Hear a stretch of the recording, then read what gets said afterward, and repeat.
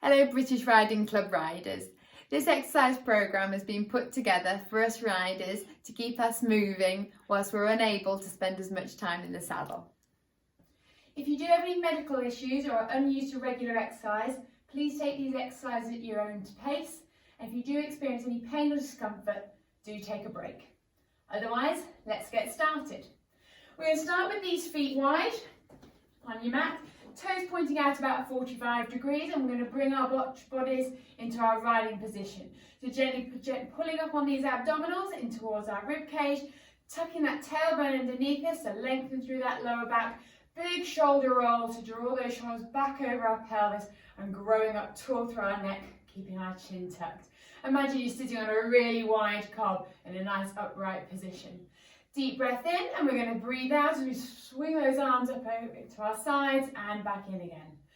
Out and in. In and out. Lovely. Let's bring some legs in. So pushing those knees down over those toes. Lovely. Sinking those hips a little deeper. Imagine this is a big slow motion rising trot. So as we bend those knees, we don't want those shoulders to come forwards. We don't want to arch our backs, sticking our bottoms out. Think about lowering down those sit bones towards the ground and back. Lovely. Next one, we're going to take out wide and we're going to hold here. Let's take this into a reach to one side, gently over to the other side. Trying to slide that rib cage over that pelvis a little bit further with each reach. Still keeping those shoulders over those hips. Lovely, that's one more. We're going to hold that there. Let's take this top arm overhead to its friend on the other side, back to the centre and over to the other side. Reaching over to centre, reaching over and to centre, reaching over to centre. Still keeping that nice length through that spine as we curve over with that arm. Nice wide reaches. One more.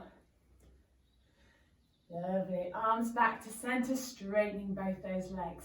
Let's add a little bit more movement to that spine. So we're going to fold forward from here, from our hips, giving that nice length through that spine. Folding forward, think about a nice straight tabletop. From here, we're going to let heads and arms relax. We curl through that spine. We're going to scoop up through the middle, taking hands high before we bring them out again. And again, folding forward, keeping that length, like that piece of string now being pulled across the room, curling down, dropping heads and hands, scooping up through the middle, reach and wide. Let's go again. Folding forward, relax, curl that spine, re-stack up through the middle and out wide. Forward fold, see how far you can reach that chest down to the floor, relax down, uncurl through the middle, scooping up through those abdominals and wide. One more fold coming down. Allow that body to curl down. Let's hold that there for a minute. See if we get those hands down to the floor. If we're ready to take those feet a little bit wider, go be my guest. And then we're going to walk those hands over to one foot, bending that knee if we want to, looking for a nice stretch down the inside of that thigh. Just so you can drop those hips a little bit lower. Trying to get a nice opening feeling through those hip joints. When you're ready, walking those hands over to the other side. Same thing on this side, looking to create a nice stretch through that inner thigh as we drop those hips low.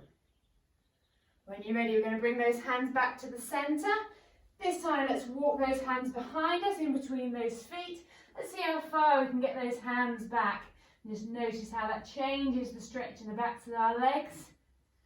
And then finally walking those hands forward to in front of us. And when we feel balanced, we can bring those legs down into kneeling. We're going to come into our crawl position from here. So we're going to have hands under our shoulders, knees under our hips into a nice tabletop shape. We're going to maintain that neutral spine position by keeping that chin tucked, so gaze is in between our fingertips, drawing those shoulder blades back and down, tucking them into that rib cage, pulling up through those abdominals into our spine to support our lower back, with that gentle tucked feeling through our lower back, just to support our pelvis as well. Lovely, deep breath in, and as we breathe out, we're going to slide one leg out behind us. And then we're going to lift, if we feel steady, we're going to lift that leg off the ground. Just check as you lift that leg, we don't dip through that lower back or twist through our pelvis or lift in any way. Just think of that leg as an extension of that tabletop we've already created with our spine. Lowering that leg back down. Let's do the same with the other side. So sliding out. Stay strong through your middle as we lift that middle. Avoid that dipping or any of that twisting through that pelvis. Brilliant. And then we're coming, bringing that knee back underneath our hip. Back to our first side, reaching away. Lift that leg. Hold. If we want to challenge that some more, with our opposite hand, we're going to reach away. And we can lift that arm also if we've got that stability. Otherwise, we might put fingertips or toes down on the floor. Hold that position. Stay strong. Get that nice length through that table. Slowly bring your hand and leg back in. Let's try on the other side. So sending that second leg away. Lift. Think about that nice length of that leg as we reach that opposite arm around away if we can. Lifting as well if we feel stable enough. And hold. Fingertips down if we're feeling a bit wobbly. Otherwise, think about that, reaching that fingertips as far away from those toes as we can. Lovely. Bring your hand and leg back in again. Let's return to that first pair. So we're reaching both pairs, both hand and leg away. Lift if we feel strong enough to do so. Let's see if we can try a bit of movement. So tapping down with fingers and toes together and lift. Let's go for 5. That's 4. That's 3. That's 2. Let's go for 1 more. And hold. Lengthen. Be strong through your centre. Lovely. And relax. There's that pair down. Let's try on the other side. Reaching away. Stay strong as we lift. Keep arm and leg long as we go for 5 taps on this side. 5. 4. 3. 2. Last one and hold. Stay strong. Lengthen. Just make sure the shoulders haven't started to lift towards your ears. Haven't dipped through that spine. And relax, hands and arms down. Lovely. Keeping those hands where they are. We're going to sink those hips down onto those heels into our child's pose stretch. Keep those hands a little bit further away from you if you can to get a nice stretch down the backs of those arms.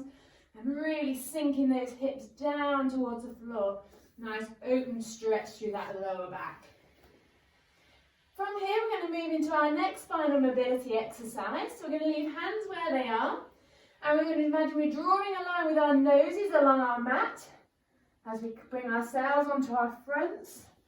And then we're going to lift up through those shoulders and that head opening out through those shoulders. Coming back in reverse, so lowering that head down, sliding that nose back towards you, back to your child's pose stretch. And again, rolling that nose down, lifting up. If you want to come up onto those arms as well, that's the choice. If your back doesn't like it, we can stay down here. And then we're going to come back in reverse. Start to move, roll up and down through that spine. And again, rolling that nose along the floor. And lift. Slowly coming down and rolling back through. Let's go one more time. So rolling across that floor. Mini cobra or full cobra stretch. And then we're rolling back down. Finishing in our child's pose. Take a few deep breaths. See if we can relax that body into that pose a little more. Lovely. When you're ready, we're going to bring ourselves lying onto our sides. So we're going to prop ourselves up on our bottom elbow, making sure that elbow's underneath your shoulders, so your shoulders well supported. We're going to bring the rest of our bodies into a line with our knees bent. So we've still got that nice straight line from ear, shoulder, hip to knee this time if we're looking from above.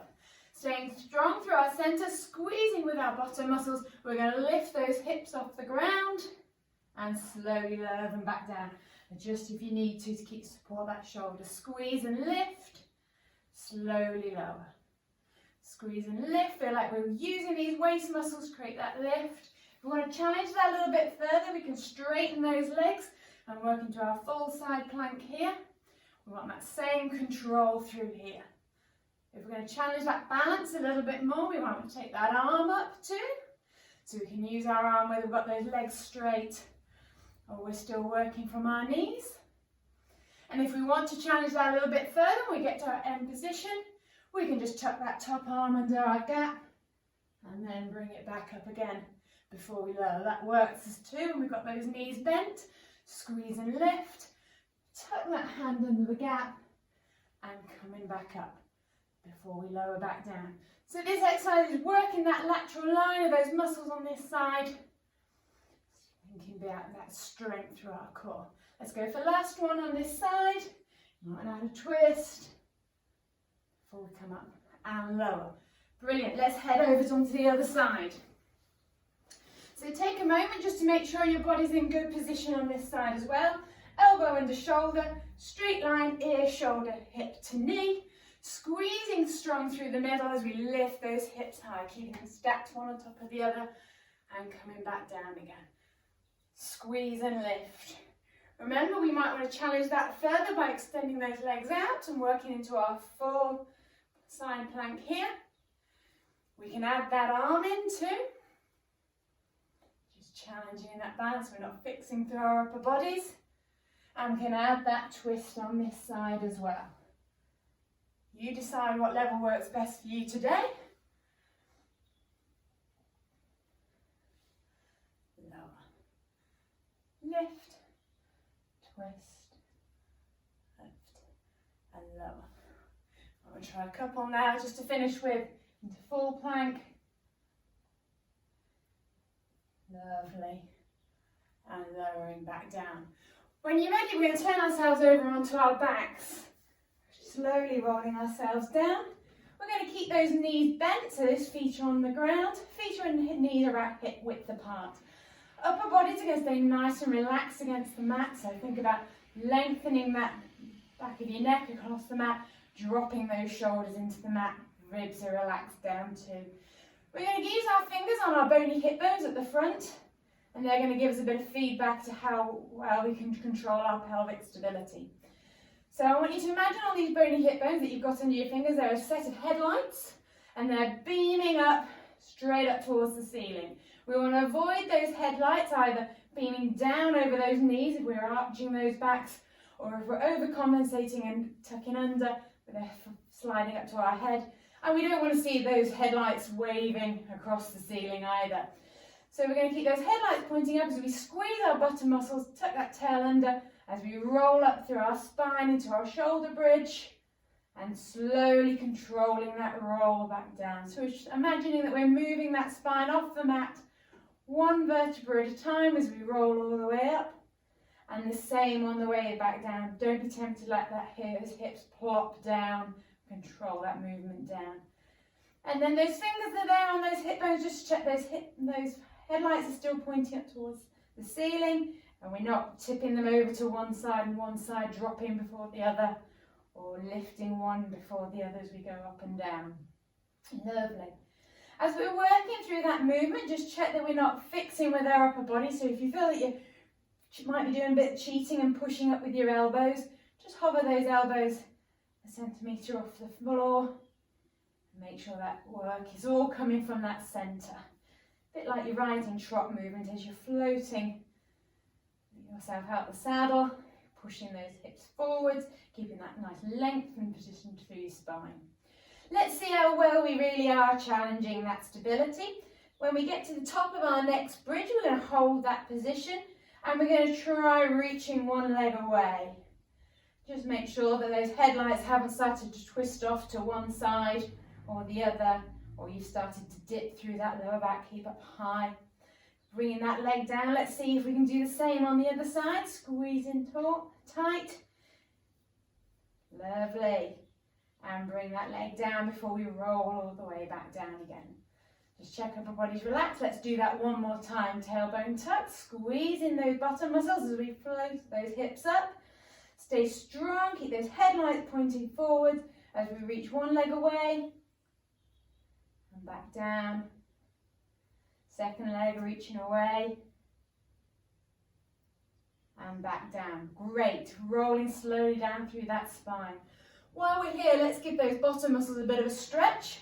So bringing one foot off the ground, cross it across the other foot and push that leg away.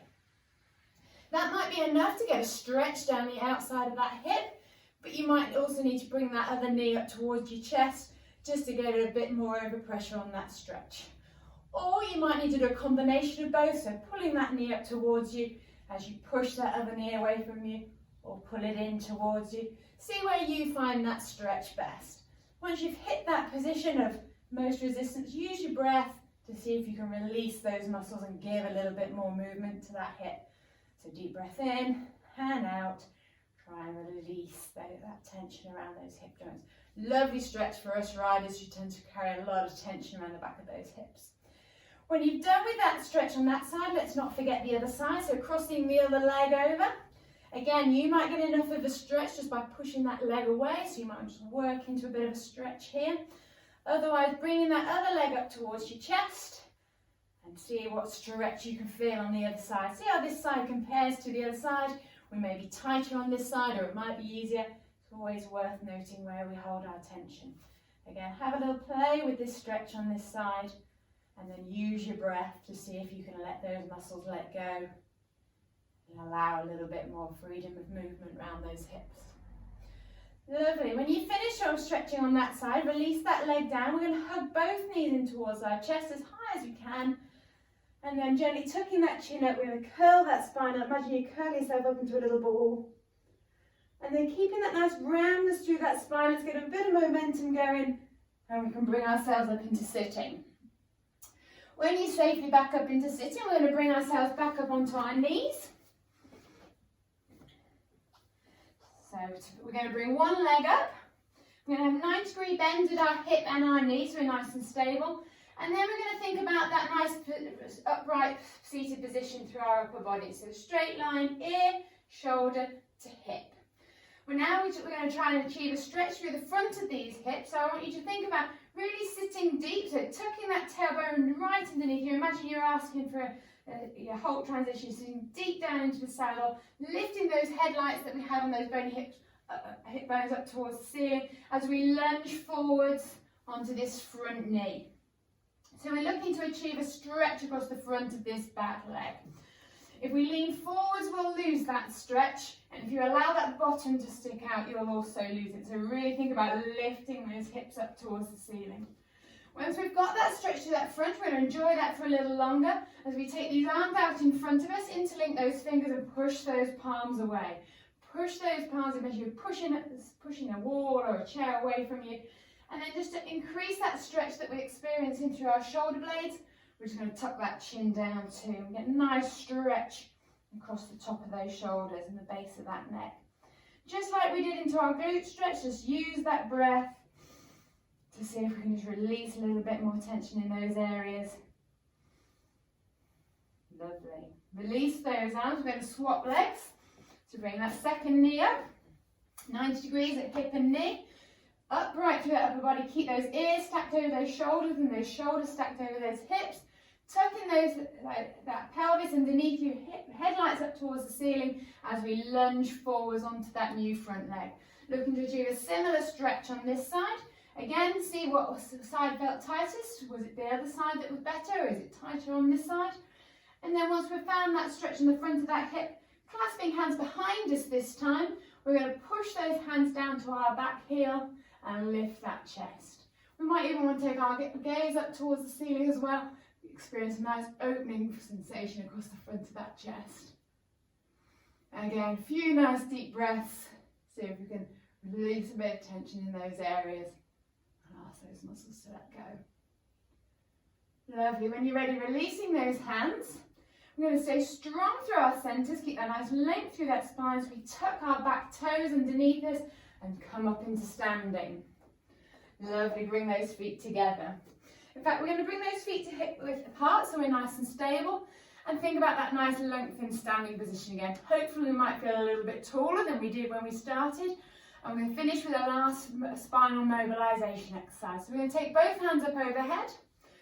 Keeping those shoulders down, lengthen through that neck and those arms. Deep breath in, and as we breathe out, we're just going to take that into a baby back bend, arching that back as far as feels comfortable. Coming back to center, we're now going to bend our back the other way, so we're going to tuck that chin down, curling up through that neck, dropping those shoulders forwards as we curl through that upper back, slowly curling through that middle back, and then slowly allowing that lower back to fold down, and then finally releasing through those hip joints. Let your head and your arms dangle, let gravity take hold. Nice, get a bit of traction through that neck. Have a little sway from side to side if that feels good. A little shake, you might want to take your hands over to one side of the outside of your foot and have a little stretch into that side. And gently walking them over to the other side. Same on that side. Before we bring those hands back to centre, we're going to take a nice deep breath in. And as we breathe out, we're going to reverse. So we're going to come back into standing, uncurling through that spine, tucking that tailbone underneath us, ready to restack through that spine. Don't forget to bring those shoulders back as you come back up through that upper back. Neck and head is last to come up, so we feel even taller. Deep breath in for me. Fill those lungs up with air. And out. And again, deep breath in. And out. Final deep breath in. Reach for the stars. And let it relax.